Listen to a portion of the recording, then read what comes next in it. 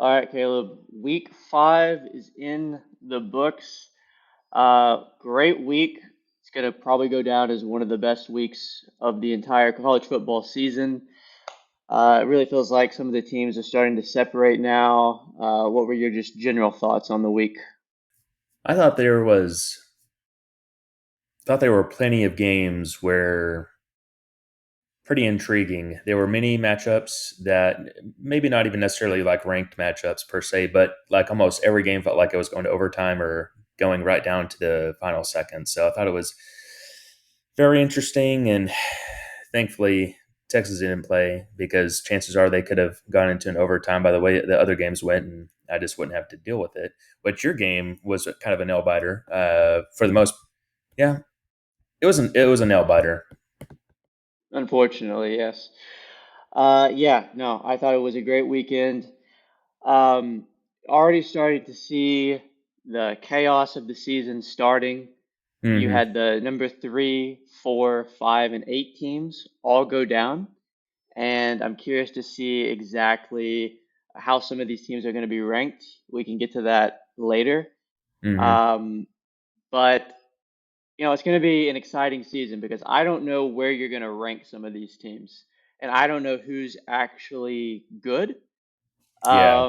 And who are the paper tigers? I thought you started to see a little bit of the paper tigers being exposed this week.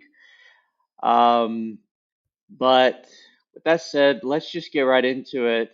I was thinking, okay, where do we start? Because there were so many games, and Hmm. maybe like the fourth game we talk about would usually be the first game. I think you have to start with one of the two big games of the entire day, and that would be either the Alabama Georgia game or the Oregon Penn State game. I'll let you choose which one you want to start with.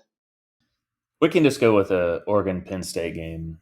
I think the biggest thing for me out of that is, supposedly this is a year that Penn State got some really elite speed, talent to be able to compete with the other elite teams that they just haven't been able to pull away from over the last couple years. And, it just, now I'm not going to say like, Oregon's a really good team. So I don't necessarily think it's a bad loss per se by Penn State, but it's just been not historically, but within the last couple of years under Franklin, that's been the thing. He's not been able to get that big win over a top five team.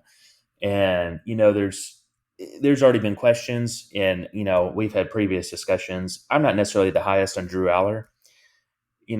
He looks great, like 6'4", like 200 whatever pounds. It's like okay, first round uh, person on the books, but I don't know, just watching him play, like he threw those two touchdown passes late in the game to help get Penn State into overtime. But I don't know, there's just something lacking there for me personally. And frankly, I believe he's a senior now, and that's pretty much been the story for him his whole college career. It's just if you go and look at his stat lines in the top games, they're very subpar, to be honest with you. Like I've yet to see one that he had like a superb, like perfect game. Okay, and I'm not saying that's going to be an easy task because when you play Ohio State, you play Oregon, um, Big Ten, just top to bottom, pretty good conference. I mean, even if you go to play Iowa, that can be a very hard game. So I don't know. That's my thoughts with a Penn State Oregon game. What about you? What are your initial thoughts afterwards? I guess. I agree on your talk of Drew Aller. Is it Aller or Allard with a D? Aller, Aller, Allard. ER. Yeah, he was 13 for 25, Mhm. 137 yards. Just And it's that's always not like that gonna. too in the big games. It's always like that. Yeah, Always. yeah, and I mean, look, both these defenses are supposed to be Or pretty good. elite. Oregon's defense Hmm. is, very good. To me, this felt like a game Penn State just had to have.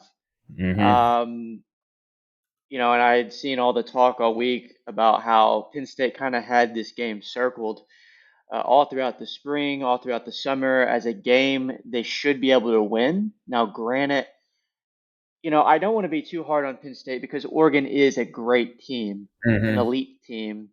But with Exactly. that said, at some point, if you yourself want to be an elite team, it was really a great spot for you. because it's the whiteout. First time you've Yep. had the whiteout versus a big opponent like that, I think, in a while. Or I'm sorry, a whiteout at night in a Yeah. while. And they showed up. But you got to think, like, geez, if it wasn't that exact situation for them at home, like, if they can't win that one, when are they going to win it? Um, they're like the greatest two or second tier team to ever exist. They just can't get to that first tier, you know? Yeah. They just can't beat the elites of the elite, but they can crush everybody else. What do you do if you're Penn State? I don't know. I think actually the answer is you just got to get a quarterback that's really Yeah. good, More. Yeah. and they just don't have that right now. So sucks for Penn State. I think they kind of are who they are, and that is a great team that is probably just gonna finish like third in the Big Ten, make the playoffs, lose. We'll see. Um, but I also want to talk about Oregon. I think this Yeah. was a Dan Lanning masterpiece. I mean, what is he? The a top two coach in the nation? Top three? I mean, only number one's Kirby Smart. Who would you have number two? I think I would go Dan Lanning, unless there's somebody I'm forgetting. I think I I think would go that's. Dan Lanning. I can't necessarily disagree with you. I mean, if you what did you see his post game interview he had? I did. I did. He was like tweaking. It's just That boy like, was feeling the euphoria. yeah, he was. He, I think honestly, he's the. If you want to hype a team up, I mean, you just stick Dan Lanning in front of him. I mean, it's just like the passion and the enthusiasm he brings each week. So in that sense, I think he honestly could be. I feel like you just want to play really good for Kirby Smart because he's just going to beat the crap out of you if you don't. In a sense, you feel like you're going to get in huge trouble or something. Dan Lanning, I feel like you're just going to hype up or get hyped up and just I don't know want to go run through a brick wall, I guess. But yeah, I mean, he definitely top three for sure. And I'm sure there's somebody that I'm forgetting too that could be in contention. What's interesting about that? Before Kalen DeBoer got hired on at Alabama, you would have thought that you know you would have put him right there in that discussion too. But we're probably not I in guess that you could discussion. go Ryan Day. I mean, Yeah, he did Ryan just Day. Yeah, win it for sure. all. Yeah, Yeah. I don't know why I didn't Yeah. think of that either, but quicker. But yeah, Right. sure. Yeah. So Oregon now, since joining the Big Ten, 11-0 in Big Ten play. They've been spectacular. Can they themselves kind of get over the hump now and actually go win it all? That's going to be great because I imagine I don't is do they face Ohio State this season? I don't know. I think they They do. should. Yeah, yeah, they played last year. So yeah, that's going to be exciting. Oregon, Dante Moore. I mean, he looks Yeah, amazing. I he think that looked was kind of fantastic. yeah. I think that was kind of Oregon's question going into the season. Like, okay, how's their new Well, quarterback going to Oregon be? actually Well, does not it turns play out he's Ohio excellent. State. They Oregon does don't. not Okay. play. Interesting. Okay. I So would have thought they would have because they played last year. yeah, yeah. So I guess maybe I bet you we see them at the end of the year though, Big Oh Ten yeah, playing. championship. That Yeah, would for be sure. my pick. But Hmm. for him to go into that environment, Dante Moore, three touchdowns, no interceptions. I mean, Yeah, that's just that was so really impressive. good. And think Yeah. about this too. The reason we're both talking about Drew Aller. Here's Dante Moore. This is really his first year to go start. Okay, and honestly, Oregon had a pretty balanced offensive attack. Good run game, great pass game. So what is Dante Moore? Is he? I can't remember if he's like a redshirt sophomore, junior, whatever the case may be. But regardless, this is his first year to really start and have his chance, and he's already propelling his team above top tier talent. Whereas Drew Aller, he's been a quarterback since he was a freshman, like a true freshman. So you would have thought by now if any of those between the two quarterbacks, who would have had that night or the better night, maybe Drew Aller, I guess. So that's the only reason why. Not necessarily throwing shade at Drew Aller because the majority of college football teams would want Drew Aller. But it's insane. Another aspect of this is Penn State has probably one of the best running back duos in the country. Okay, Allen and oh my gosh, Allen and not Singleton or not Singleton. Gosh, I forgot the other guy's name. All of a sudden, it's 10 and 13. Allen and whatever. But anyway, great offensive line. They got a couple playmakers, good solid defense, and they at least have always one like first round defensive person always. I don't know. So it's just a basically solid team except for the quarterback. So uh, hmm, I wouldn't put James Franklin's. Yeah, I probably wouldn't put him in the hot seat by chance because I think like James Franklin has like done the best I think you can do at Penn State. I don't know. It's kind of hard. I guess where do you see his job security at being It at kind Penn of reminds me of what we were talking about last week with Clemson in State? a different way because it's not like Penn State's losing. You know, they're still going to be a good team. Could someone do better? The thing is, I think Penn State is still a great job. So you Yeah, do wonder if Penn State says, okay, you know what? Like if the right guy comes along, it's just a super great hire. Like, okay, look, we need to get over the hump. We've seen this with James Franklin. We want to be a team that is going to win it all. At some point, you just got to realize James Franklin is who he is. Again, like I would love to see them with a more elite quarterback, yeah. I think but if he were just able to recruit and get a decent quarterback, that could like, if need to be, put it all on his shoulders. I mean, what was that guy's name? Trace McSorley or whatever that guy's name was. He was definitely an interesting quarterback, but could you sit there and say under James Franklin that he's had like a top tier quarterback? I mean, off the top of my head, I can't really think of that. Which arguably is the most important in college, for sure. Um, and that being said, I mean, it's Penn State's a hard job. I mean, look at the conference they're in. I mean, top to bottom, especially now that Oregon and USC are in there. I mean, there's almost like no off weeks in that conference. So, you know, I'd almost think that would be a little unwise for Penn State because the grass is not always greener on the other side. So, if you were to fire James Franklin, who would it be? And there's not going to be too many like I don't know. It's kind of just hard to judge because if there's a slam dunk hire out there, do you think they're going to go to Penn State or a hey, I Jimbo don't Fisher's out there. know. Yeah, it, Um, yeah, and Sam Pittman now too, but we'll talk about that here in a little bit. it may be Gruden. But yes, I thought it was a great game. I guess just to wrap it up on the game, Oregon goes up 17-3, and I thought the game was over. I had Yeah, both games on, the Alabama game and the Oregon game, yeah, and I was like, okay, slugfest in the first half. Kind of expected that. I don't know if yeah, I envisioned that much of a slugfest, but when Oregon went up 17-3, I was like, okay, typical Penn State and typical Oregon to always find a way. But credit to Penn State in that fourth quarter to come back. I was like, yeah. I mean, wow, they you're they like Penn definitely State's fought gonna pull back. this off. Yeah, Yeah, yeah, but they fought back. then Allard, that interception there to end it. It's like, Which okay, did you that's see that?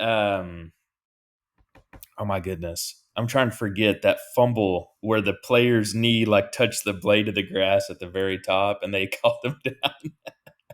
oh, I must have missed that. No, I did Really, not there see was that. I, dude, I can't remember. Like, I want to say it was an Oregon player.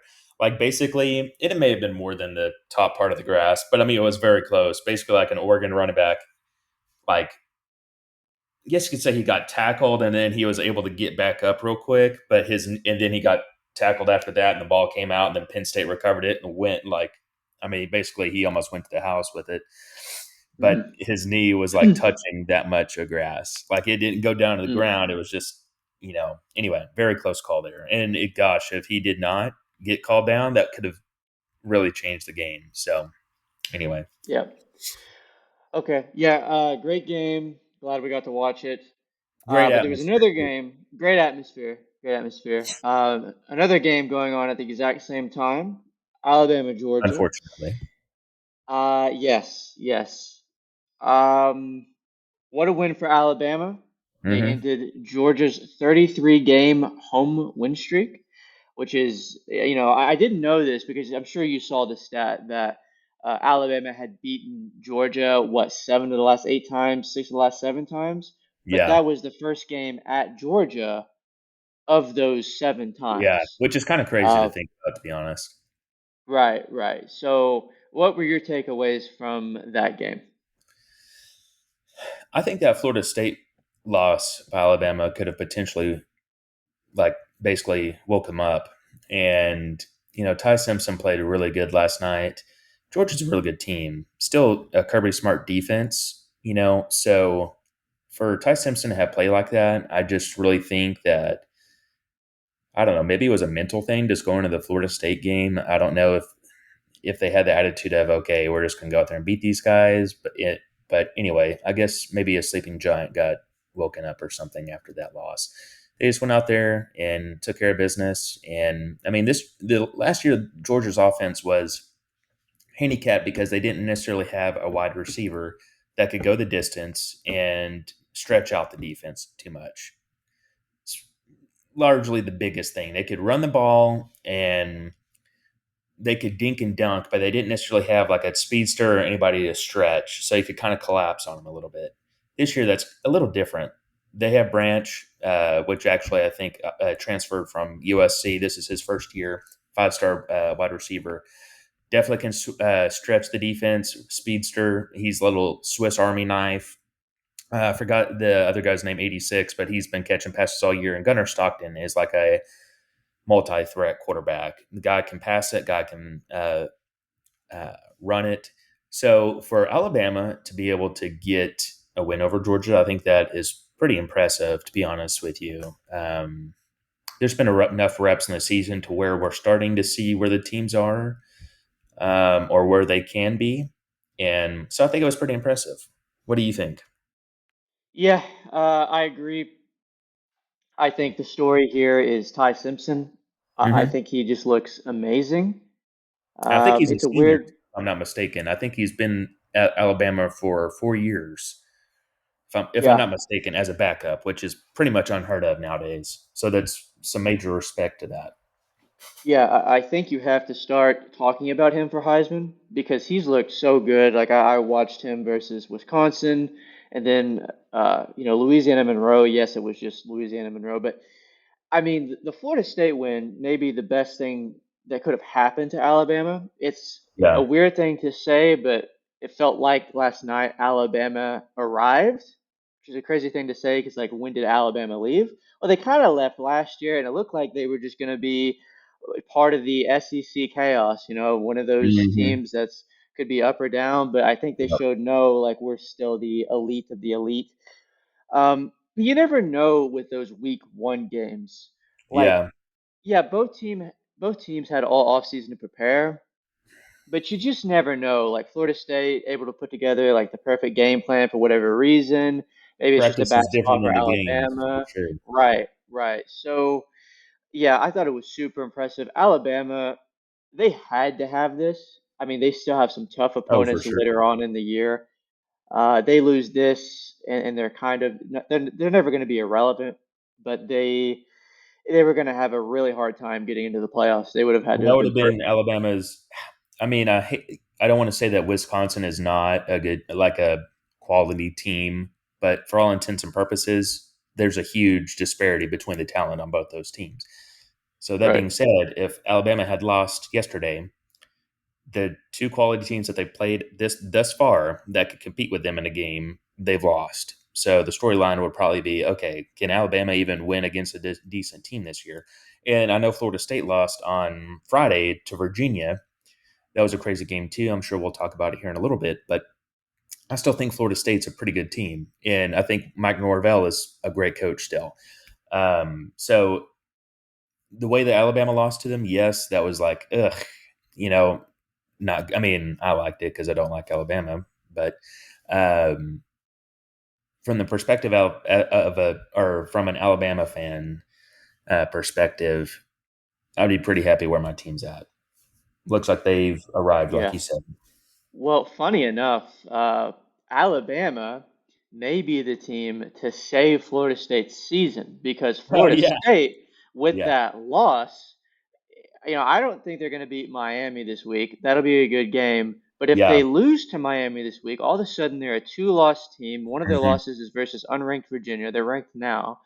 And then if Florida State runs the table, which looking at the schedule, I expect they would, I bet you they're going to be a borderline playoff team and they're going to say, well, but look at that Alabama win.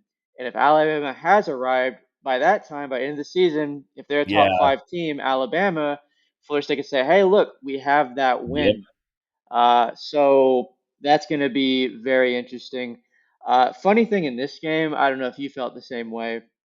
This felt like the polar opposite of the Penn State game because the first half was like, okay, there's a little bit of offense going. Alabama starts hot. The Oregon Penn State game, maybe a little boring. And Yeah. then, like, Unless, it just yeah. flipped the second half. Oregon Penn State was, like, really good in the second half. And then Yeah. Alabama Georgia, good. But I don't think Georgia scored in the second half. I could be wrong on that. I think the final No, I'm score. sorry. Alabama didn't score in the second half, I think is what it was. So anyway, I think that's right. Either way, not a lot of scoring in the It's all second good. half of the Alabama Georgia game, but it was both these games I thought were great games, and I think the rankings of these two teams is very interesting as well. Georgia So yeah. scored the only points in Georgia scored 7 in the third, and both teams Alabama scored no points in the second half. Georgia only scored 7, which were in the third quarter. Fourth quarter there was no scoring, so it is Hmm. kind of funny because both games flipped. Offense for Penn State and Oregon took off in the second half, whereas it was defensive. But I mean, Right. to Alabama and Georgia both, you know, some of the greatest or some great defensive scheme people. All that was halftime adjustments, going out there, stopping what other team was. That doesn't surprise me one bit. Yep. Agreed, agreed. So I'm very curious to see where these two teams go because the thing is, like Alabama, they're 1-0 in SEC play. They have the most impressive win you can have in the SEC. At the end of the day, they still have one loss. They still need to be really good from here on out. Georgia now 1-1 in SEC play, and their schedule is tough. They face a lot of the major hitters this year in the SEC. So now both teams still kind of like, okay, we need to be as perfect as possible, so it's going to be interesting to see them in their games. Not to get ahead of ourselves, but Alabama faces Vandy this week. I don't think Vandy has a shot, but it's Vandy beat It them could last year, be, so. but I remember because last year, because I think last year was by this time. No, I think the Vandy stuff started pretty much after this time last year, like when they took Alabama out, and it was like, holy crap, Vandy.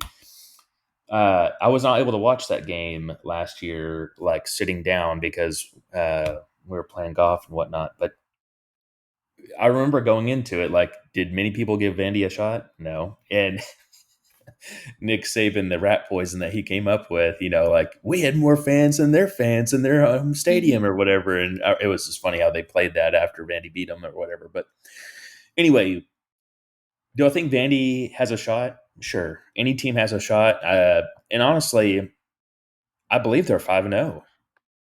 They've played a couple good Hmm. teams.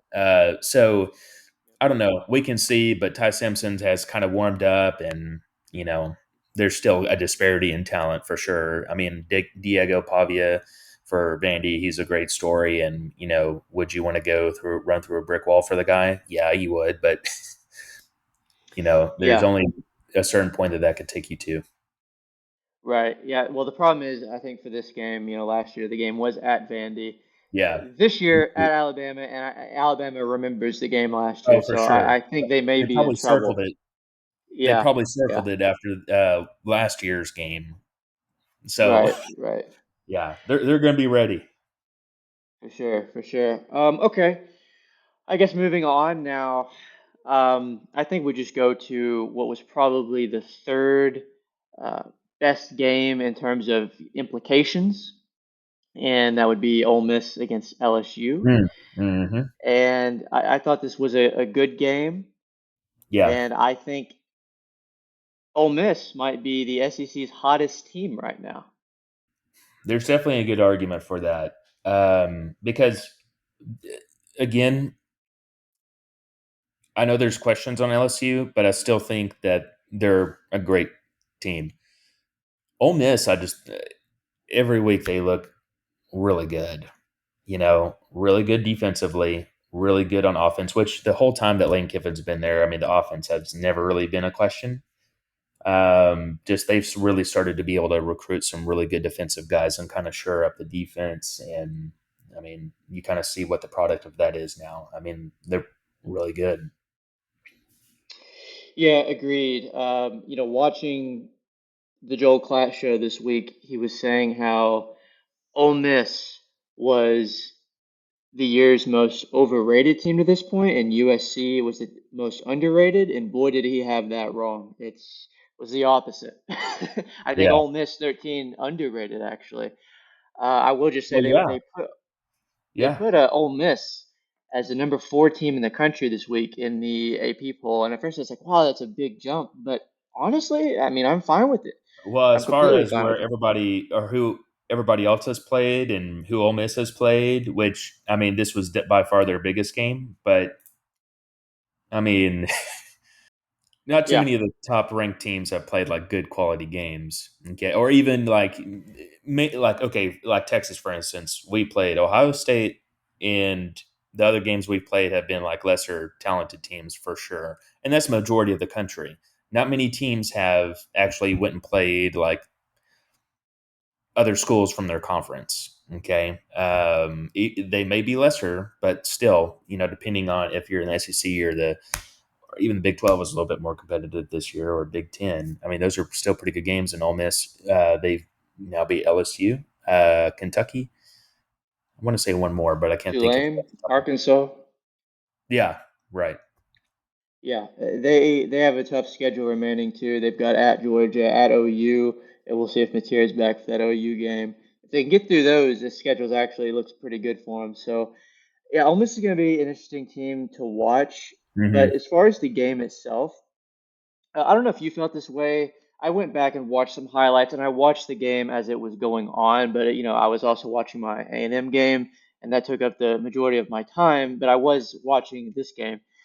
And to be honest with you, I didn't think the game was as close as the score indicated. I thought Ole Miss really, outside like the first half of the first quarter when LSU kind of drove down the field and they scored, I thought Ole Miss pretty much controlled this game Hmm. after that point.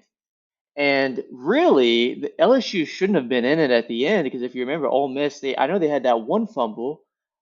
First half, they were about to score. They fumble right before they get in the end zone. I want to say they had another turnover as well. Now, LSU has a great defense, so credit to their defense. But still, I thought Ole Miss, not at all a fluky win. I thought they just outplayed them both sides of the ball. And yeah, I think you have to be impressed by them right now. I think they're more impressive than LSU, obviously the team they just beat, but LSU is kind of like Penn State in a way that they were ranked so highly because of preseason expectations. LSU goes and beats Clemson, but look, and we'll get to this later too, but all the teams that have beat Clemson looked very bad this week. So I think it says a lot. Like Clemson just isn't good. So LSU deserves credit for the win. They beat Clemson at Clemson. But LSU has an offensive problem right now. Oh, Their for sure. defense is, very good, and that's going to keep them in games. But I think they have a Nussmeier problem. He's been looked at as one of the best quarterbacks like in Yeah. the entire in all of college football. And the rumors are that he has some sort of injury, and maybe that's true. I assume it is, but he has not been good. One touchdown, one interception, 197 Yeah. yards. Like Which is that's kind not of funny really to gonna think cut it. about because last year their LSU's Achilles tendon was their defense, and their offense. I won't say it was like fantastic or anything, but I mean it was pretty good. If LSU had a better defense, who knows what they could have been.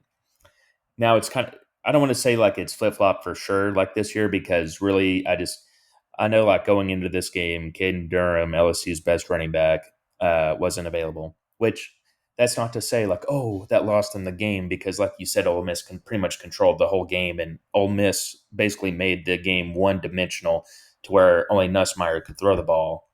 And frankly, you would have figured if they were so one dimensional, Nussmeier would have had like better stats than what he had, but he didn't. So that also shows you Hmm. that Ole Miss, had a complete defensive victory over LSU. Yeah, yeah, agreed.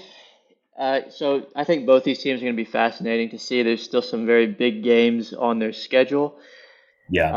And like I said, I'm fine with this week Ole Miss being ranked so high. They seem legit to me. And now they've got kind of a signature win to prove it. Their quarterback, I don't know how I'm going to say his name, Trinidad Chambliss. I guess that's how you say it. He's Yeah, been yeah.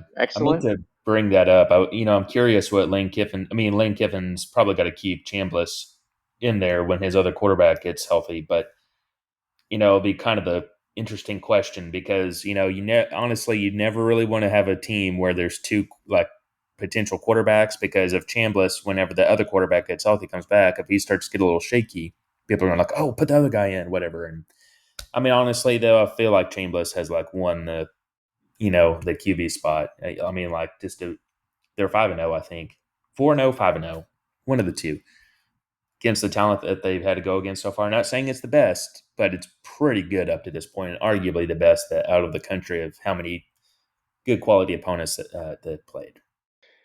Agreed, agreed. I've got this stat here. I want to make sure it's right. And it's not right. I had this thing that said LSU's averaging at 9.3 points a game, but that's not right. But either way, LSU does have an offensive issue.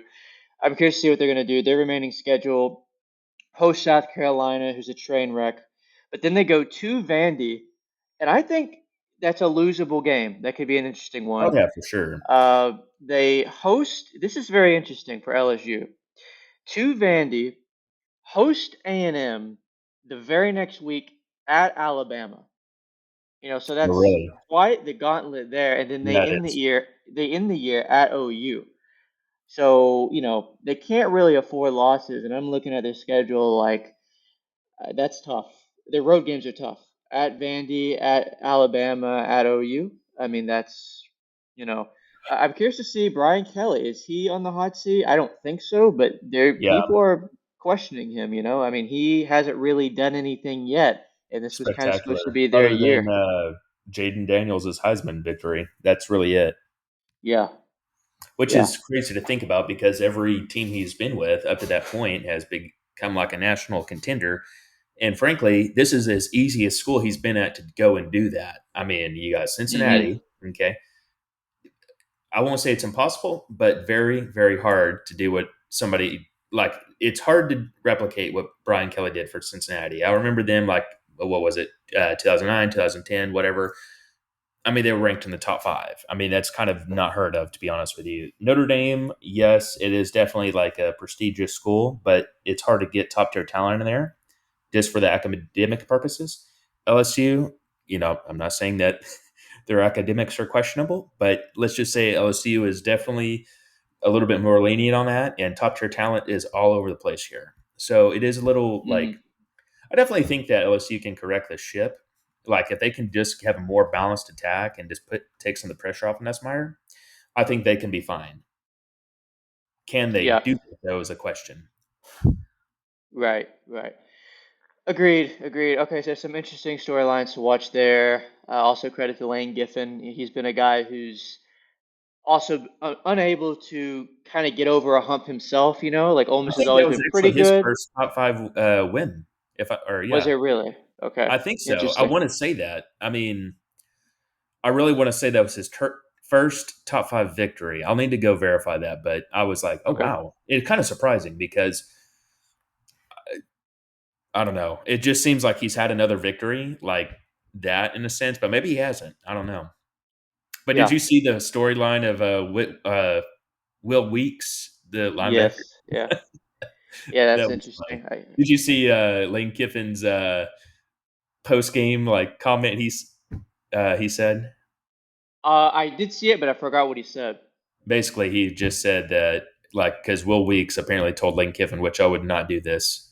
The LSU linebacker told Lane Kiffin, the Ole Miss head coach, that his daughter, who he's dating, calls him daddy. And so Lane Kiffin said in the post game conference that you may or she may call you daddy, but Louisiana calls me daddy.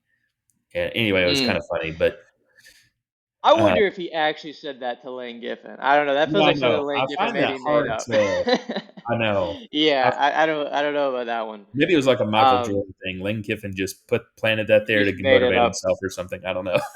Yeah. Okay. All right. Yeah. So I agree. I think those were like, in my opinion, the top three games of the weekend, and the top three games themselves in terms of quality of the game and the implications. A lot of other great games, though. Where do you want to go next?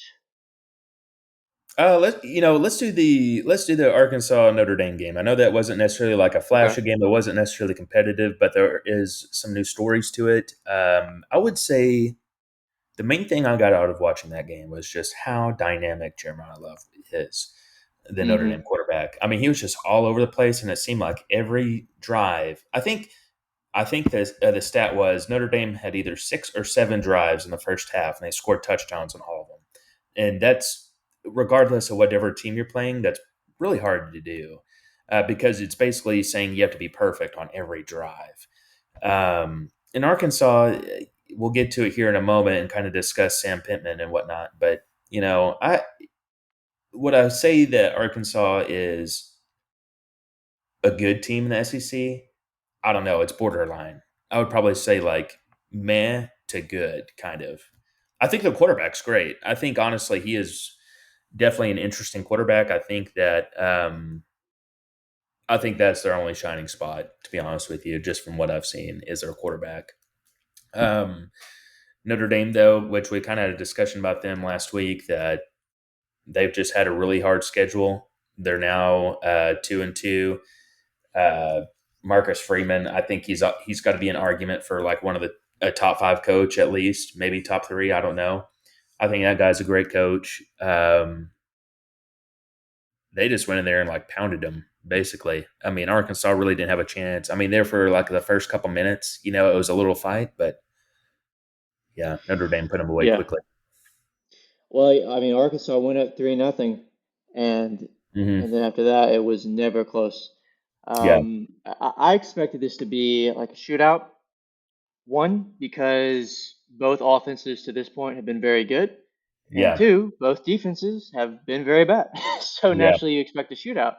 And also, on the road, it's a big game for Arkansas to host Notre Dame. So it's like, okay, this is going to be one of those things where maybe the team with the ball last wins the game. And not like that at all. I mean, Notre Dame scored a touchdown on all six of their first drives in the first half, 420 yards in the first half alone. hmm And while that was impressive, being that I've watched Notre Dame this year, like I could see that, that just makes sense to me, especially versus Arkansas's defense. What I did not expect was holding Arkansas to 13 points. yeah, Um, I mean, was it 13 points for the whole game, or was it just yeah, the whole game? yeah, And that was all in the first half. Like you would think in the second half, maybe they'd, kind of ease up and Arkansas to get some points back. No, no points. If Notre Dame can figure out their defense, then they're an elite team. Yeah, they're already looked at as a great team, but their defense yeah. has been an issue. Now that they have a quarterback, this guy CJ Carr, every game he has been excellent. He's been good enough to win every single game. Their running back Jeremiah Love. Another I guy they have mean, too. I forgot his name off the top of it. I mean, they have probably the yeah, best. they have I mean, the I know I best said running Penn back duo State. in the nation, I think. Yeah, Yeah, yeah. I mean, it's neck and neck with the Penn State running backs too. But yes, anyway, right. Jeremiah Love, 4 total touchdowns. I mean, like I think he yeah, had they about 120. Yeah, he had 57 rushing yards and 70 receiving yards. So he had about 120 in 4 touchdowns. Or she say 4 or how many? four, Yeah, four. 4 touchdowns. It's insane. Yeah, well, and that was a big test for them. I don't know off the top of my head who else they faced this year. I know they have like one game, like it's North Carolina State, and the other decent Louisville teams. Oh, USC. So they have some, teams on the schedule. It's like, okay, we'll get to see them, but they have a very manageable schedule the rest of the way. They went out, they keep winning like this. I think it'd be hard not to put them in the playoff. They Yeah, really it had to kind of have a just sucks that performance they've like had the this. So, two losses already, but you hmm know, last year there were a couple two-loss teams still got in and weren't really worth it. So they have a shot, but they've got to be perfect from here on out. yeah, yeah, for sure. But obviously, the big storyline now coming out of this game is Sam Pittman being fired. We got that news today. Interesting to see coaches being fired this early in the season. What is this, like the third one already? Um, I know you had Gundy, Pittman, and then I feel like there's one more. But The UCLA coach. yes, yes. So yeah, I mean, Arkansas has not been good. You were just saying, how do I think of Arkansas in the SEC? I think they've been bad. I mean, when was Yeah. the last time Arkansas was good? Like, I know it was before A&M joined the SEC because A&M's like dominated them since Well, we've joined the SEC. So, I would say the only year, I mean, the last time Arkansas was actually decent was, I believe, 2021. Now that year, I can't. I remember they beat both of our teams. So they beat Texas. They beat A&M. They ended up going 9-4. That's the year that they had like KJ Jefferson, and then they had a couple hmm defensive really good team players. Other than that, I mean, it's like the next year, people had high hopes for him, and I think they went 7-6. Sam Pittman's best year was like within the first like year or two of his reign there, and it was 9-4. Other than that, it's been beneath that.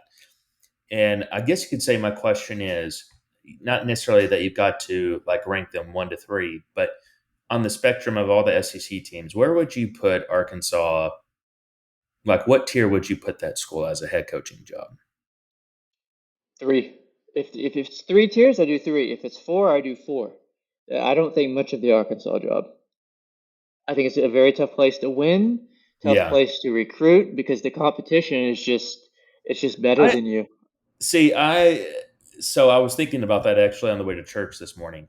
So I definitely agree with you.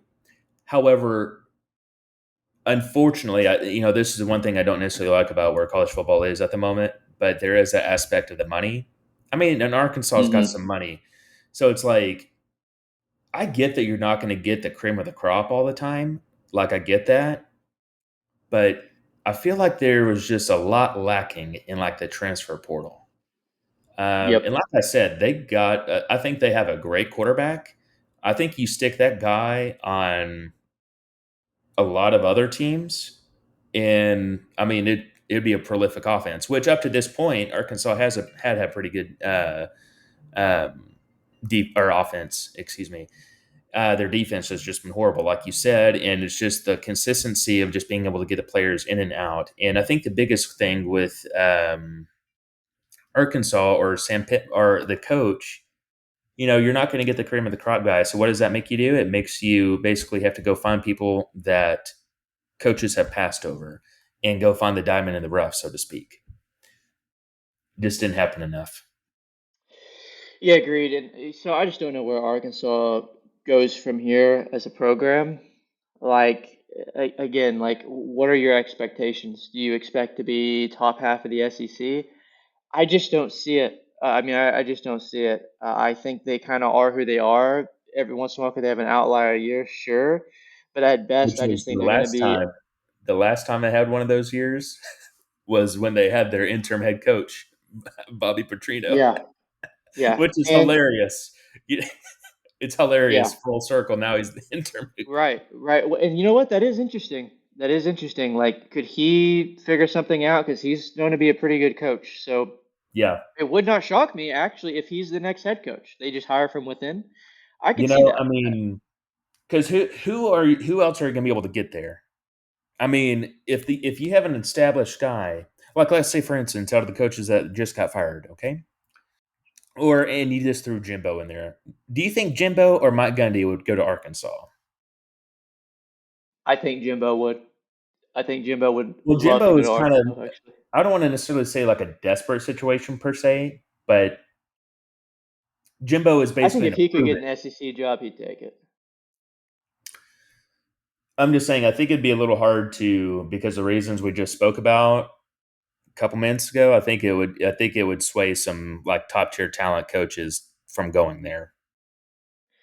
Yeah, but Jimbo's not a top tier coach. Like he's, I think, struggling to get offers at Well, yeah, all. he's like I was just saying, he's in a prove it situation now. He's got to go out there and prove Yeah. himself again. You know, Yeah. Or, there's been talk of USF's coach, or maybe it was the Tulane's coach, uh, expected to be in the SEC next year. I don't know. I don't know a lot about that situation. I remember Lane Giffen talking about it. I think that was Tulane. but So it is a school that could attract a decent head coach. You're not going to get a top tier head coach there, no yeah, way.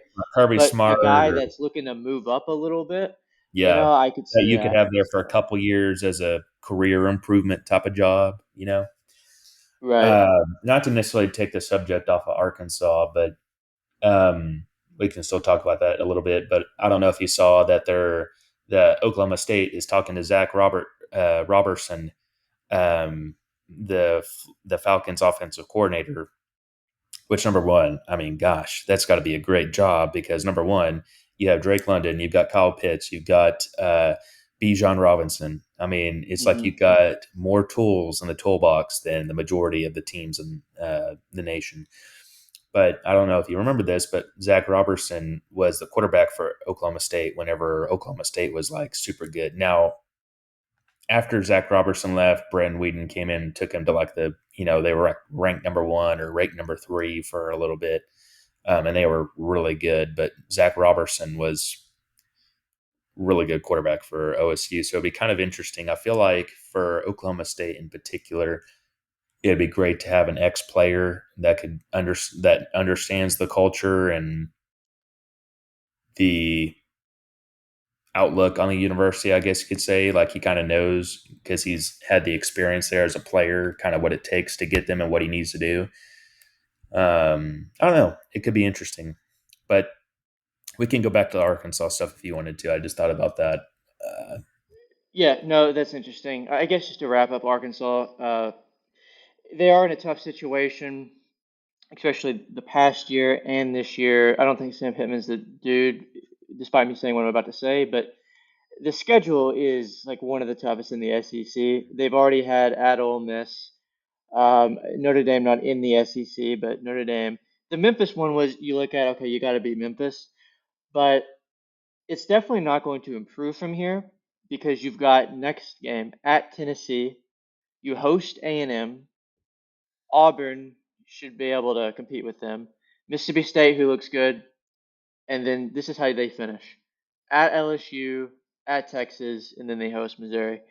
So, and they had the same schedule last year. It's like, what can you really do if you're Arkansas? They're just kind of in a tough situation. But I think next year may provide a bit of a reset for them.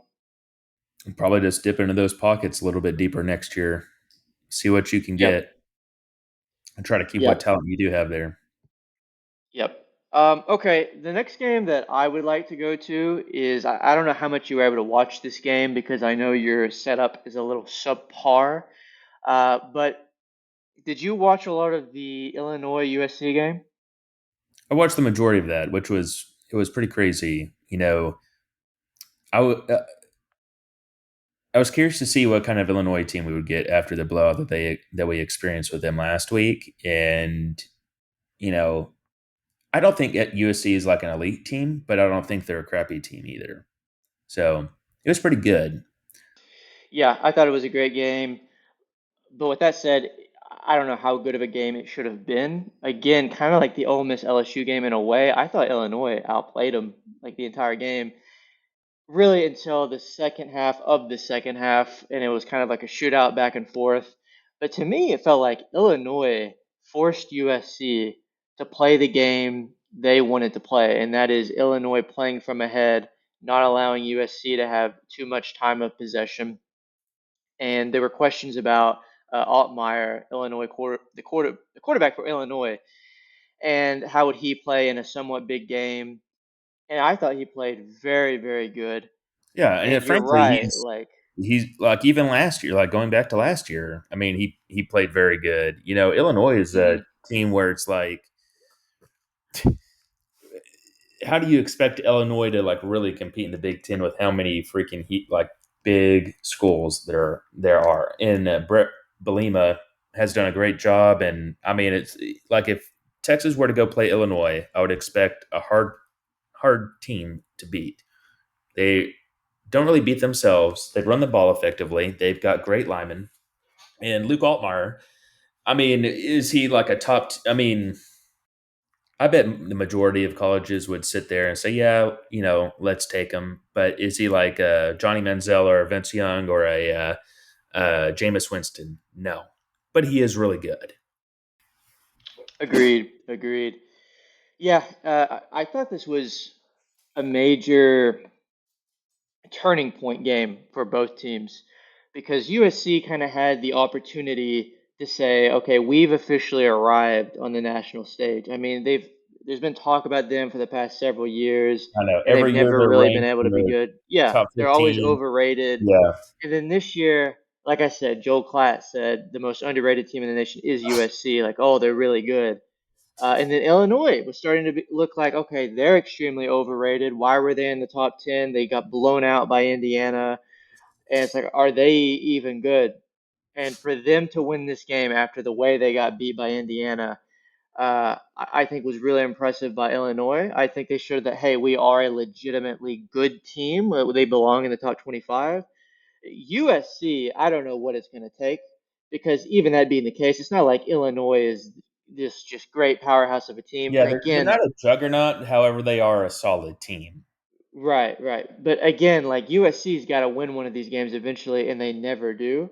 Yeah, I and just it's don't because they're understand the just hype great. there. Just it is just insane to me because like Lincoln Riley's teams just historically fantastic offense, horrible defense. It's just so strange. You would have thought the amount of pedigree that the guy has with his offense, he could attract a great defensive coordinator, and they could just build a team. It, it's just it's almost mind boggling how he is now. Now, granted, when he was at OU, that wasn't NIL wasn't necessarily around, so I'm not going to sit there and say anything to that because it was just the old school. He had to go out there and recruit. But however, I mean, to a degree, it still applies. If you're that flashy and you have that much quarterback pedigree, like who do you have? He had I want to say three OU quarterbacks, then a fourth. He's had four guys win the Heisman within, I don't know, probably the last, 7, 8 years. How many other Hmm. coaches have done that? Not really many. I mean, none. None. What is it going to take for Lincoln Riley to be able to? Haven't watched really USC other than this game, but just year after year, good offense, great offense, whatever the case might be, horrible defense. What's it going to take for Lincoln Riley to be able to get a good defense? And he's at USC. He's at one of the most prestigious schools. Talking about Arkansas and not necessarily being a great job. USC's a great job. They're right there in LA, pockets out of the wazoo. I don't know. It's kind of mind boggling they haven't put something together. Yeah, yeah. Well, what impressed me so much from the Illinois side is they had every opportunity to let this game kind of get away in the second half, and they had two fumbles. They almost gave it away because, again, I thought Illinois really, other than those two fumbles, outplayed them. And every time USC scored to make it a one-score game, Illinois would respond the next drive, go down the field, do what they wanted. Again, part of that's on USC's defense, but credit to Illinois for executing there in the second half. And I just thought it was really impressive. That's what good teams do is they can close it out at the end of the game. That's what they did. And yeah, credit to Illinois here. Yeah, I agree. Did you want to talk about the Auburn A&M game a little bit, or now that was a game I was not really able to watch? What time did that one come on? That was 2:30. That was the Okay, same so I was time probably as this watching game in the Illinois. yeah, I was probably watching the Ole Miss LSU game at that point in time. There were better games on. I don't know how much I want to talk about it, just because I don't know. We're 55 minutes in. We spent a lot of time on other games, but I think there are plenty of other games to maybe do a little bit of a rapid fire if you want. On Yeah, that's A&M, I will just say I thought it was a horrible performance. Depending on how you look at it, like the defense was amazing. yeah. Do I give them a ton of credit because like I think a lot of it is Auburn's offense not being very good. But look, you still held them to however Ten like it points. was they had negative 2 yards in the fourth quarter, you know. So I mean that's a great defensive The thing with performance. Auburn's offense, Auburn's defense is fantastic too. So definitely defensive. Basically, all you need to do for Auburn is just stop the run game, and Yeah, really the only thing that Auburn's when they've gone down and scored, it's like an explosive play has happened. Whether it be a long pass, run, whatever the case may be. If you control their explosiveness, you got a good chance to hold them to minimal points. yeah. Well, Auburn's got to figure out their O line issue. 10 sacks versus or against Oklahoma, they allowed 10 sacks and then 7 sacks yesterday. In their defense, though, now don't get me wrong, 17 sacks in 2 games. I mean Too that might much. be a historically horrible thing, but at the same time, I mean, he played against two really good defensive fronts. I mean, OU is like top tier, and A&M always has at least one person that's going to go in the top 2 rounds in the draft. Really good Mike Elko defense. Um, but yes, 17 might be like the most in a 2 game span. I don't know though, but it's got to be. Yeah. I guess a couple quick thoughts on the game. Miserable game to watch. I texted you. I said it was the worst game I've seen A&M play that I can remember watching A&M since joining the SEC. I really mean that. I thought it was a pathetic performance, and here's what made it pathetic.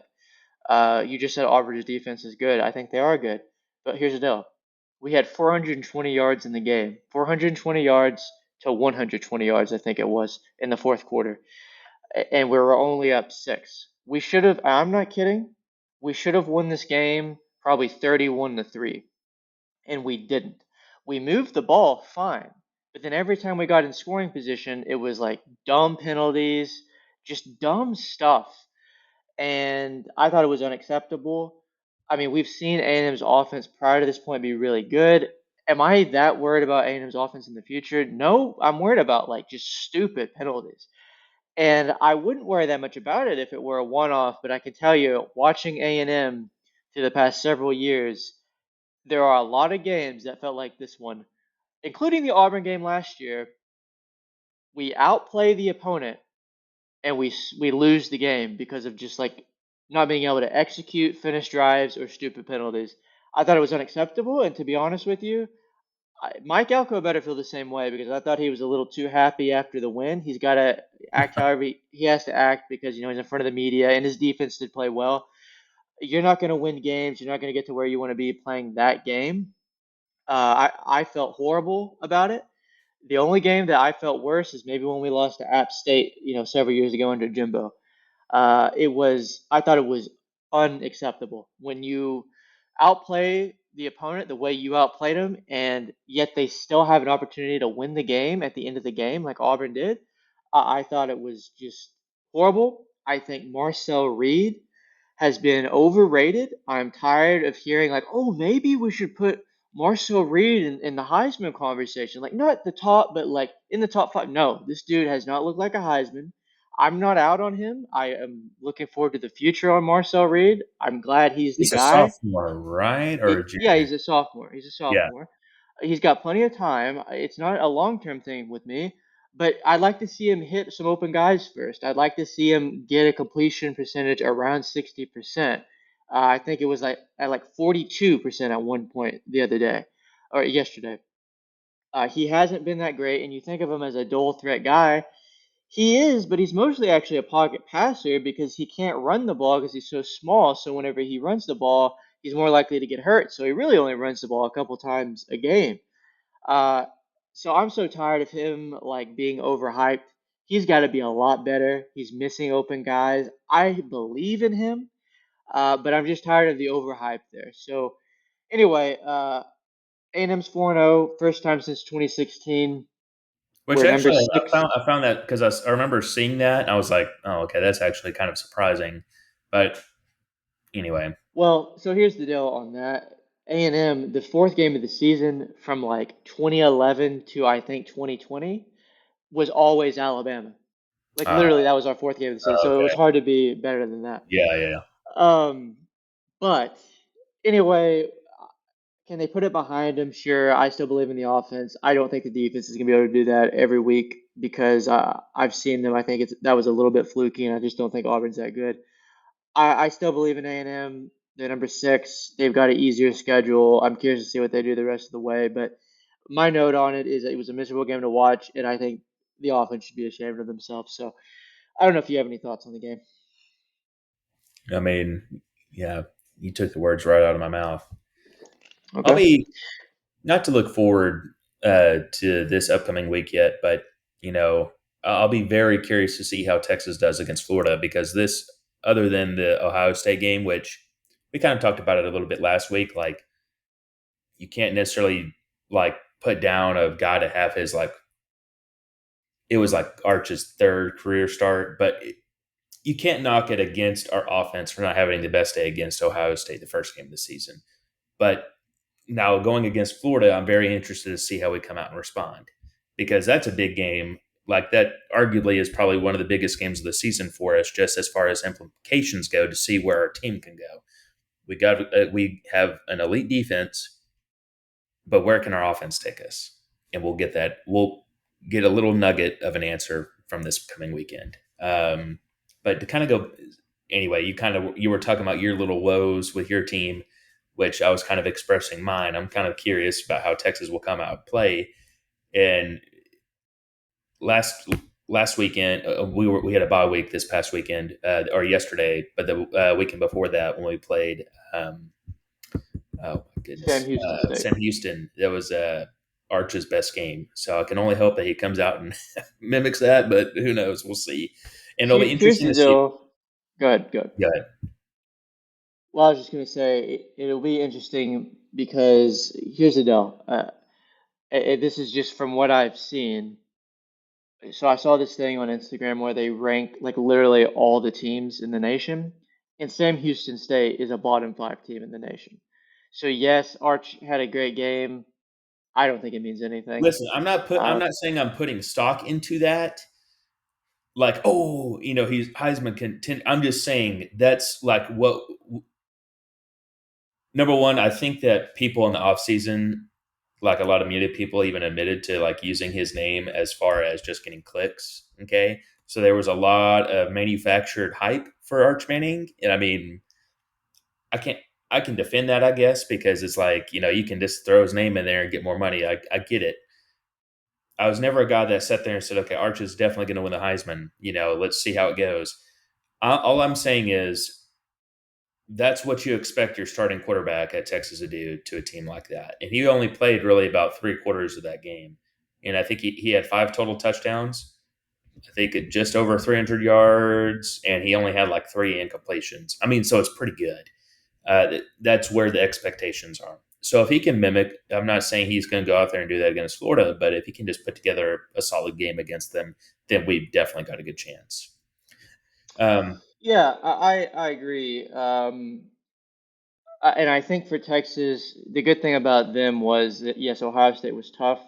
They had three games then after that to establish an offensive rhythm. So yeah, even though Sam Houston State is a bad team, it could help Arch's confidence because I yeah, bet you that and was that was a the big biggest thing thing too. because, Yeah. and thankfully he had a great game because if he did not, I mean, dude, it would be I would feel still somewhat am worried, but if he did not have a good game against Sam Houston, it's like he's got to go into that bye week with his confidence still very shaky, and now we're getting into SEC play, which we don't really have room for that if we really want to compete. So I think really the booing against um, San Jose State that he had to deal with was that may be the best thing for our team this year, potentially. Kind of funny. Yeah. Yeah. Oh, Well, it is an interesting spot. And I think we may do previews later in the week, but it is interesting because both teams had a bye week. Yep. Florida, I wonder where their mindset is. Are they in like, okay, the season's over, or are they like, no, we're in must win? Well, And what's crazy is Billy Napier could find himself in a very similar situation to Sam Pittman, which, by the way, yep. is something I forgot to say is the Arkansas players have a 30-day transfer portal window. So basically, Mm, they can go into the transfer portal now that Sam Pittman has gotten fired, which actually I did not realize that was even a thing until I saw that earlier. So it would be yeah. very interesting. Like Florida's, like they have Billy Napier specifically for himself. They've got to have basically perfection. I mean, and it kind of sucks to be honest with you because Florida's last year they had the hardest schedule in the nation. This year, I mean, it's not much better. Still got a super hard schedule. So it's like how many teams could really and truly put up prolific numbers in this 2 year period. But at the same time, Florida's got good talent. They could be better than what they've been for sure. We'll just see. And actually, I don't even know where DJ Lagway is as far as his entry. I don't know if he's going to be able to play this upcoming week or how long he's out exactly. Well, that's another interesting thing about the game too, because you don't know, I don't know, they probably do know. So they've had an extra week to prepare for that. Texas doesn't really know probably what to prepare for. I don't even know It who is the backup fascinating. quarterback is. I don't either.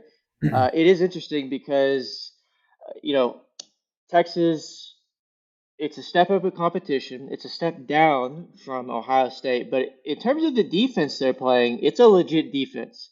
Yeah. So like I think it's going to be a very interesting game, and I know the Florida crowd's going to be there no matter what, just because it's going to be they're hosting Texas. So yeah, I'm looking forward to that one for sure, for sure. It's I would probably an expect a close underrated game. game, to be honest with you, because it's, Texas is 9, Florida's unranked. So probably aren't going to be many people watching it. But I think Yeah. another couple games that we could mention briefly are the Virginia Florida State game. We talked about that a little bit. Kind of crazy win Hmm. for Virginia. And their quarterback, Chandler Morris, transfer from TCU. Um, he did enough for him 2 touchdowns, 2 interceptions. I mean, obviously, he did something right because they ended up beating Florida State, which I do think is a good team. And I don't know, maybe that was a fluke game for them, whatever the case may be. Definitely interesting. Um, the other game, the Arizona State and TCU game, actually was not able to watch that one because I was trying to go to sleep early so I could get up and watch game day in preparation for yesterday's games. But however, I did see that Arizona State came back and beat TCU, which I know you had high hopes for or maybe not high hopes, but you were starting to The Big see 12, yeah. uh, TCU kind of taking over the Big 12, which for all intents and purposes they could. Arizona State's just one of those teams where they've got a decent quarterback and their coach. I think he's one of like he's an interesting coach. Like I think he's probably like right under Dan Lanning as far as hyping up a team. So Hmm. anyway, Yeah. I thought the Florida State game, I don't know if you got to watch it. Did you by chance get to see the field storming? yeah. I briefly saw that, which was insane because I don't know if you saw like that one side of the stadium. I don't Yes. necessarily want to say it was an incline, but I mean the crowd was already there. I mean, it was like they were about to go into a race. They were already ready to storm. Yeah. Yeah, I know. I know. And they ran over that player. And they flipped some dude off. I don't know if you saw that. No, I didn't. But yeah, it was pretty funny. So yeah, that game, major implications. I think Virginia, credit to them, they looked very good. Florida State, where they caught looking ahead to Miami, I guess so. You got to win that though if you're Florida State. Disappointing, especially being that they're facing Miami this week, because now it feels like maybe not a must win, but they really need to win it, and they're probably not going to, and it kind of takes away from the hype of the game a little bit, because I Oh yeah, imagine for sure. game day Because is the going to Florida be State had there. won would be a probably a top 5 matchup, probably a 5 and a Right, 4, or maybe right. Miami's 3, or I don't know. Is Miami 2? Actually, let me look real quick. Miami's too. Hmm. I see them as 3 on mine. They have Oh, they Ohio may State, be. They Oregon, may be. and Miami's 3. Um, But So anyway, yeah, I thought it was a great game to watch. Credit to Virginia. I don't know if they're going to do anything in the ACC, but they have a chance now. Quick thing in the ACC, a game that I kind of had on the side. Syracuse had such a great spot and a great opportunity this week to be in that ACC contender conversation.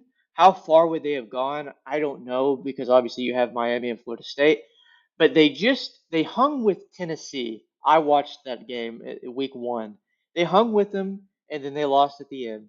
They went and beat Clemson. Yeah, Clemson's not that good, but they beat them. And then they have an opportunity at home coming off that win to play Duke, who is a decent team, but not a great team, and they get blown out by Duke. And now it's like, and they probably should have been in the top 25 this week, Syracuse. They win this game, they're probably in the top 25, and they just get blown out. I thought it was uh, too bad for them. Um, I think another game just to briefly mention is the Georgia Tech game um, yes, against Wake Forest. I completely agree with what Kirk Herbstreit said on game day. Protect 10, basically saying just make sure Haynes King does not get hurt, and as long as he doesn't, you know that that may be one of the more intriguing college teams for me personally. Number one, because he's from actually where we both grew up, Longview, Texas. But he's one of those players that just instills you to do your best. And just that coach is very interesting to me. And Georgia Tech's always one of those schools where they might have a fluke win or so every so often, but largely they're at the bottom portion of the ACC. And I don't know if last year they had an 8-4 season or if that was a year before, whatever the case may be. But they've had definitely some flashes in the last couple of years, and Haynes King is a big part of that. And I mean, every week he's putting his body on the line. Like I think he had over 100 rushing yards and 200 passing yards. And I mean, it's and honestly, you could argue that he needs to be in the Heisman race at somewhere, probably in the top five, frankly. Um, yeah, Now, do I think Georgia yeah. Tech could go in there and beat Miami or something like that? Probably not. But still, I think they're an interesting team to watch.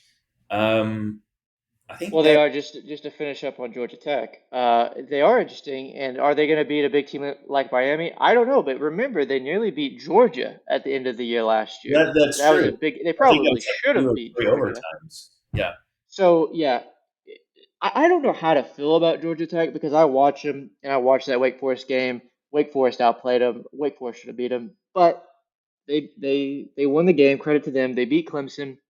They play a lot of close games. That's their style. But they hung with Georgia, and since then, I think they won their bowl games, so they're like 7-0 over the last 7 games. Look at their schedule; they've got a very easy schedule. They've got a very good chance to be in the ACC championship, and then therefore, even if they lose it, get into the playoff. My thing is with them, can that style yeah, like actually get you somewhere? Because I could see them losing a random game at Duke, at North yeah, Carolina State, exactly. and you really can't do that. Like you really gotta kind of run the table Mhm. if you're gonna do something in the ACC or in the Well, you kind playoffs. of. So I mean, I don't want to like. By no means did Notre Dame. Does Notre Dame run the offense that Georgia Tech does? No, by no means. But definitely Lincoln Riley was a huge part of the offense as far as running and then basically just the run game. Lincoln Riley's running ability was probably the biggest, and then they would just pass just enough to be able to win the games last year. You kind of, I mean, it got them in the national championship, but you kind of saw where Notre Dame's Achilles tendon like kind of showed up, and it was the passing ability. Which Haynes King can throw, but do they have a consistent playmaker that can go against these top tier teams like Miami and Florida State, and you know, mhm. to really put them further in the national championship conversation? I don't know. Still young season, but we'll see. Yeah, no, they're an interesting team. Last game, and we don't have to do a deep dive analysis because I don't really have a deep dive, but we have to mention it, and that is the Tennessee Mississippi State Oh yeah, game. that's right. Yes. Yeah, yeah, great game. Mississippi State's win over under win total coming into the year 3.5. They've Yeah, got 4 wins already. They've been very impressive. They beat Arizona State, who was number 12 at the time. That's Arizona State's only loss to this point. Which back to that Arizona TCU game, yeah, I still think TCU is good. So I think it just says a lot about Arizona State still being a pretty good Big 12 team, but maybe it says more about Mississippi State and that they're just a good team this year. I mean, they were right in that game with Tennessee. Like I said, beat Arizona State, and unfortunately, their schedule, I don't know what they're going to be able to do because they're at A&M next week. But very, very impressive for a team that was, only supposed to win like 3 or 4 games for the entire season. I don't know if you saw this or heard this stat. Whenever I had that game on, it said that Mississippi State had an overhaul of 70 players for the transfer portal. Did you hear that? Really, I did not know. I mean, that does not surprise me because I would think they went 3-9 last year. But yeah, it's. Me and you had a conversation last week about Tennessee a little bit. By no means do I think Tennessee is a crappy team. I think Tennessee is a really good team. We'll kind of see like what part of good they're in a couple weeks. But I mean, that was a great show. I know it was a.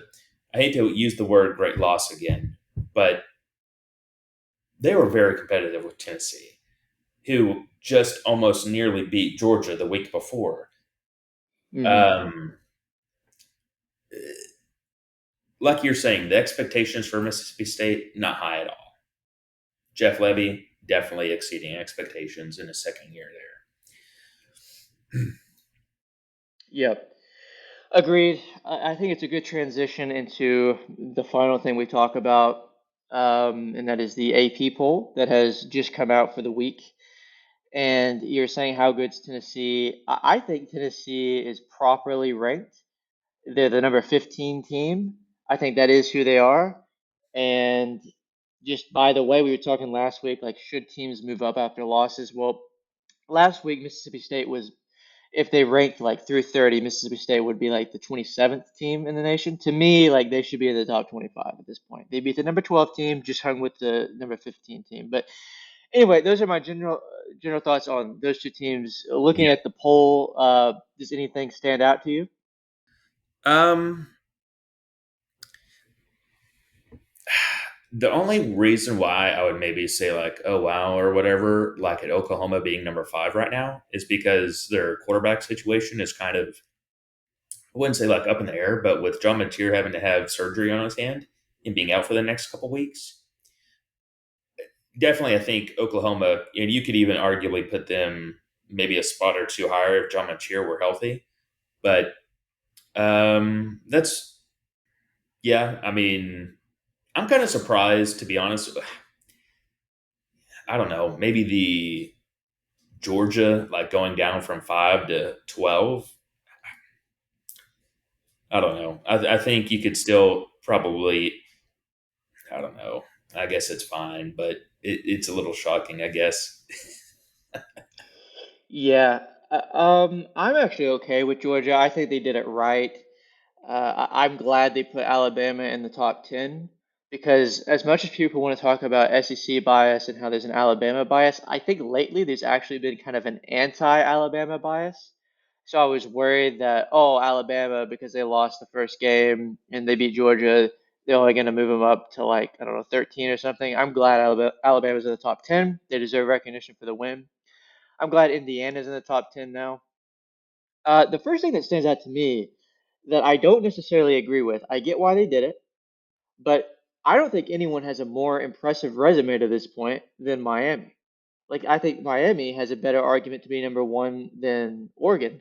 Yeah. Not that there's not an argument for Oregon. I would have Miami still as the number two team and Yeah. Oregon number three. It's a Well, small thing, yeah, but because go ahead. like we've always said, or like we've said, like throughout this episode and last week's episode, we don't really know who the teams are like yet. And although the Oregon Penn State game was great, but who's to say Penn State does it like as soon as they start playing good quality teams, they just start sucking, and it Hmm. diminishes the win that Oregon had. Um, yeah. So I could agree with that, Miami being over Oregon. Yeah, I'm glad to see LSU fall 9 spots. I don't think they have the resume to be in the top 10. You could maybe even move them lower. Iowa State, I'm fine with them If they fix the staying. offense, though, they definitely can. But Oh, yes, yeah. I mean, yeah, look, LSU is going to have the opportunity to prove it. Like, they're going to have the games. yeah, Um, Tech being where they are is good. And let's see, Florida State, I think, is properly ranked. I actually think Vandy is a little bit too high. Funny enough, Josh Pate had them in the top 10 in his poll. I don't get that. I think Vandy's good. yeah. I'm I not mean, willing really, to their say only they're top notable. 10. I mean, okay, they play Virginia Tech, but their coach also got fired too. So not too Hmm. much stock into Virginia Tech. They have that win over South Carolina, but South Carolina's been, uh, Horrible.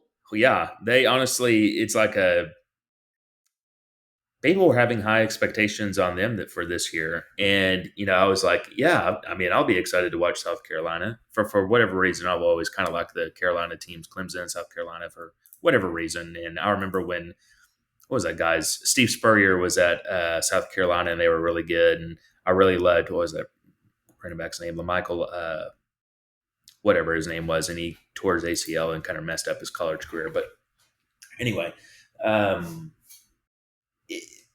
yeah, 16 is probably a little too high for sure. Yeah, and then Notre Dame, look, at the end of the day, they're two 21. and two. Wow. Well, so I don't know how to feel about it because they are Yeah. 2 and 2, Yeah. but we know who they lost to and how they lost them and how much they lost them by. Um, I But guess I'm it's the okay same with argument it, though for the but Miami game. It's just on the flip side. Notre Dame's lost, 2 games, yes, but look at the schedule that Notre Dame has played. Have any of these other teams in front of them played a schedule like that per se? Like, no, not really. I mean, Tennessee, you could argue them, sure, okay. Um, Georgia, yeah. Alabama, yeah. Texas, I don't know. Our Ohio State game, yes, but other than that, we haven't really played anybody. So yeah, it's a toss up for me too, I guess. watching them play, they feel like they're a top 15 team, but I think Yeah, that'll take care of themselves. That'll take care of itself.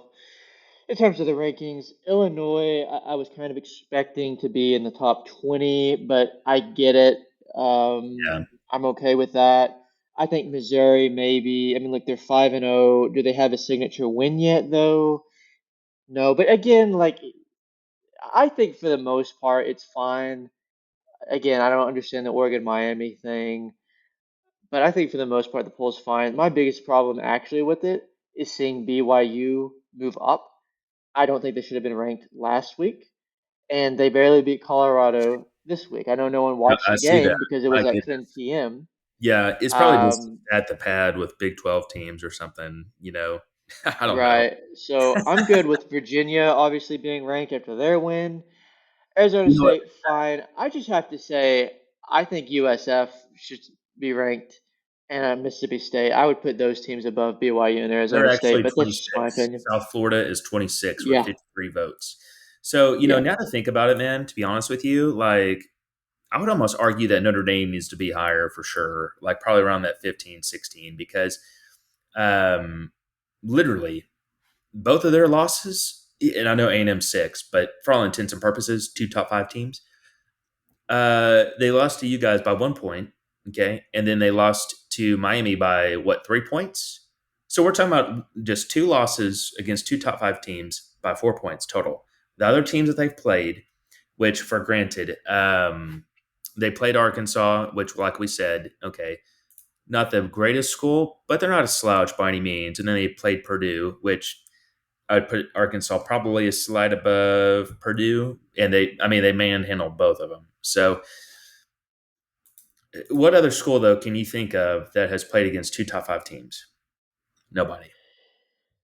Nobody at the end of the day, at the end of the day, though, they did lose, They and they don't did. have I'm like just, great wins. I'm with you. I'd probably rank them higher too, but I understand you do have to credit the team, though, who for goes out there competing and with plays them. top tier competition. Yep, yep. I You do. agree. Because I otherwise, agree. why would you want to do that to begin with? Uh, but Right, right. That's true. I mean, if you look at the team right above them, Michigan, who's their signature win? It's Nebraska, right? Yeah, which yeah, who knows Nebraska's what not that that could good. mean by in like 5 weeks or so. Who knows what that win could mean? Right, right. So, okay, well, that's kind of all I have to say in general about the week. Do you have anything else you wanted to add? I don't think so. Look forward to doing the preview show here within the next couple days at some point, whenever that may be. But there'll be some more great football on for sure. All right. Well, I'll talk to you next time. All right, sounds good. See you then.